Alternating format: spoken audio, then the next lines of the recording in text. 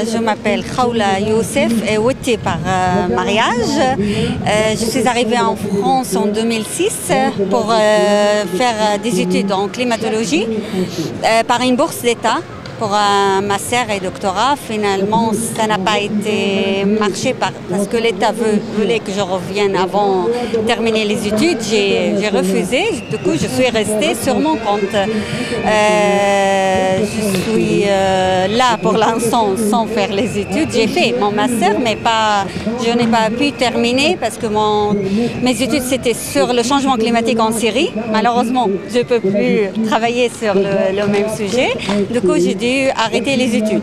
Là, en côté mon arrivée ici. Et après, je suis avec la Révolution depuis le premier jour parce que j'ai vécu en France. Je voulais vraiment les mêmes valeurs qu'on a appris ici pour nous en Syrie. J'aimais pas le fait de vivre toute ma vie en Syrie parce que le pays, je voyais qu'il allait mal.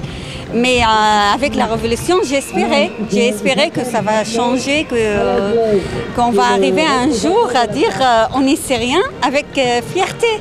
Et ça, ce n'était pas le cas avant. Donc, c'est pour cette raison. Et une autre raison, c'est les enfants qu'ils m'ont fait dire je suis avec la révolution. Je suis alawite. Donc je suis plutôt côté pro-Assad régime, mais je ne suis pas, comme la plupart de ma famille. On n'est pas. C'est l'idée qui disent que voilà, les Alaouites sont avec, et le prof, je suis mariée avec un sunnite, si je peux le dire. En fait, c'est pour dire on n'est pas des pays qu'il y aura une guerre civile et tout. C'était ça le but, de dire on vit ensemble, tout le monde vit ensemble. Qu'est-ce que je dois dire encore? Non, en fait, c'est clair que les aspects intercommunautaires, interethniques inquiètent beaucoup les Français, alors que nous aussi, on vit dans un pays avec plusieurs communautés et on le vit plutôt bien, même si pas tout le temps. Et effectivement, les Alaouites... Comme ici, par exemple, dans les villages, ils n'acceptent pas un homme qui vient se marier, par exemple, de leur fille, qui vient de peut-être une autre ville. C'est comme ça, c'était chez nous.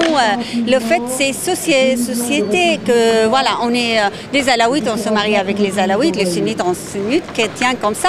Mais il y a toujours des cas et ça n'a pas été un problème. Ma famille accepte mon mari, la famille de mon mari m'accepte. Ils n'ont pas posé la question pourquoi tu as été là-bas. C'est juste, c'est notre vie. Donc c'est le pays qui allait bien aussi de ce côté-là, qu'on est un peu plus ouvert qu'il y a 20 ans. Mais il y a 50 ans, on était vraiment un pays agréable à vivre plus que maintenant. C'est vraiment avec l'arrivée de la famille Assad au pouvoir qui a tout détruit, qui a tout volé. En fait. Comment est-ce que vous pensez qu'on peut ramener la paix en Syrie aujourd'hui? Aujourd'hui, c'est tard, c'est trop tard, mais si on ne réagit pas, on ne va pas le faire. Donc, avec toujours le veto de la Russie, la Chine, on ne va pas réagir. Les États-Unis, même la France, ils ont dit on va partir. On était même partis le jour qu'ils ont dit il a utilisé l'arme chimique, c'est pas possible. Mais qu'est-ce qu'ils ont fait? Rien. Est-ce qu'ils ont fait quelque chose? Non, on va récupérer l'arme chimique et on te lâche. Bon, tu peux tuer ton peuple, on fait rien du tout. Non, moi j'attends plus. Je suis désespérée de ce côté-là. Je viens là, je reste avec la révolution, mais je compte que sur les Syriens là-bas. Pourtant là, il y a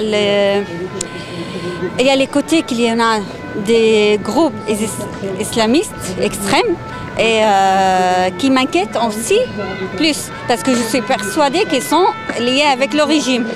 Donc le peuple que je peux compter, mais est-ce qu'on peut compter sur eux encore plus de temps? Ils sont fatigués, ils ont rien du tout, même notre soutien, qu'est-ce qu'on leur apporte? Rien du tout. Mais est-ce qu'on va réagir de l'extérieur pour la Syrie? Je ne pense pas.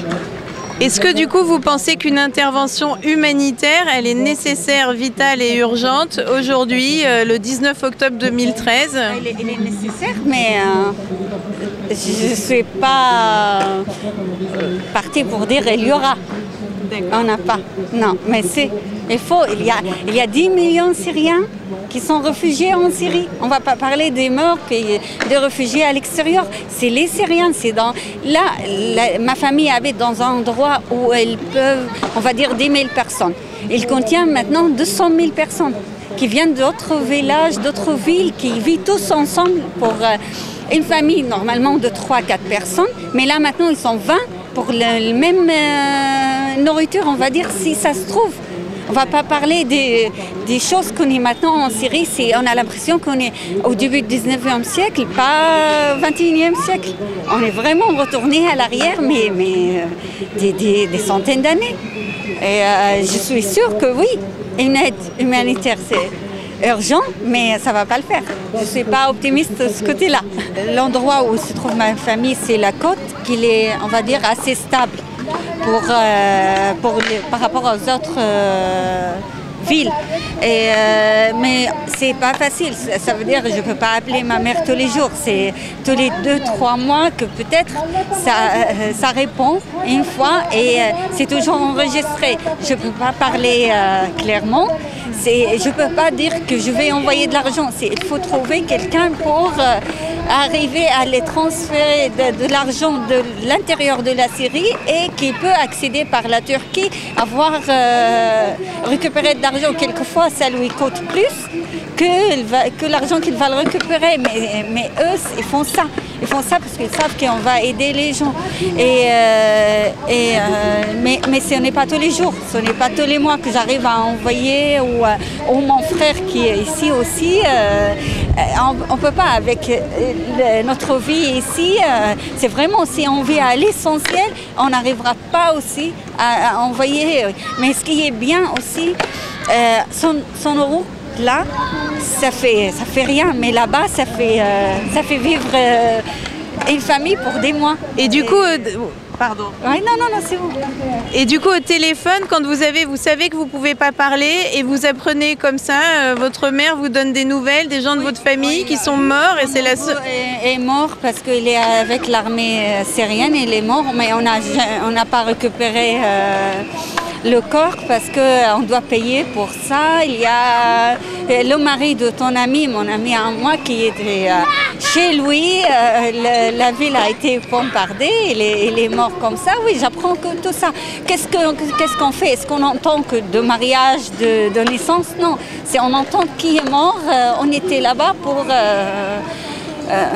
pour dire aux gens on est avec vous parce que vous avez perdu un cher, mais nous aussi on a perdu. C'est le fait que aussi j'ai ce côté-là que quand mon neveu par exemple il est mort avec l'armée syrienne. Est-ce que je peux être triste parce que j'ai perdu un cher ou il ne faut pas parce que lui il était en train de tuer des innocents? Mais lui, est-ce qu'il était coupable ou il devait faire ça, sinon c'est mourir?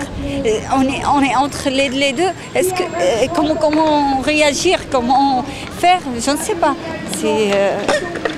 C'est ça, mais communiquer avec ma famille, il y a des frères et des sœurs, ça fait 2 ans que je n'ai pas parlé. Si je réussis à parler avec ma mère, elle va me donner les nouvelles et ça y est. C'est juste ça. Avant, il y avait l'Internet, même par Skype, on pouvait se voir. Mais là, non, c'est au téléphone tous les 2 ou 3 mois. Oui. Et du coup, vous sentez votre famille en danger et vous vous sentez impuissante vis-à-vis de ça? Je le sais. Moi-même, mon frère a été interpellé 3 fois. Il y a 2 fois à cause de moi. De mes activités en France, pourtant je fais rien du tout, mais c'est ça, il a été et je sais que je présente un danger pour eux, mais il m'a dit t'inquiète, si on va mourir, mais ça peut qu'un jour on t'appelle pour te dire on est à l'extérieur, on a besoin de ton aide. Est-ce que je peux les aider? Non, je ne peux même pas les ramener ici, je ne peux pas envoyer de l'argent qu'ils vivent à l'endroit où ils sont. C'est ce qui m'inquiète le plus, que c'est ça. Un jour, soit ils vont mourir, soit ils vont pouvoir sortir. Et est-ce que je pourrais les aider? J'ai peur que non, et j'ai peur de ce jour-là. J'aimerais pas qu'on arrive jusque-là. Surtout eux, ils n'ont aucune envie de partir. C'est leur vie là-bas, c'est les enfants ont grandi là-bas, ils ont construit leur vie. C'est que moi et j'ai un autre frère qu'on est là. Mais la famille, il n'y a pas d'intérêt de partir. Ils n'ont pas ça. Ma mère me dit, j'ai 70 ans, qu'est-ce que je fais? Non, je reste chez moi. Si ça m'arrive quelque chose, tant pis, c'est ça. Et le fait que non, je ne peux rien faire, ce qui vraiment me tue, c'est celui-là sans faire. Est-ce que vous avez justement un message à faire passer, peut-être aux Français aujourd'hui qui vous écoutent? Durant 2 ans et demi, moi je travaille dans une école, je parlais toujours de la Syrie. Ils sont avec moi à cœur, mais je ne les ai jamais vus en train de manifester pour, et je ne les ai jamais vus dire voilà, on va payer quelque chose, un don pour ça. Pourtant, ils sont avec moi.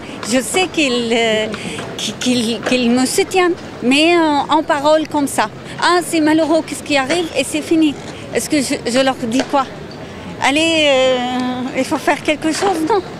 Pourtant, c'est étranger pour les Français. Ils partent partout et on demande quelque chose, de l'aide, ils sont partis.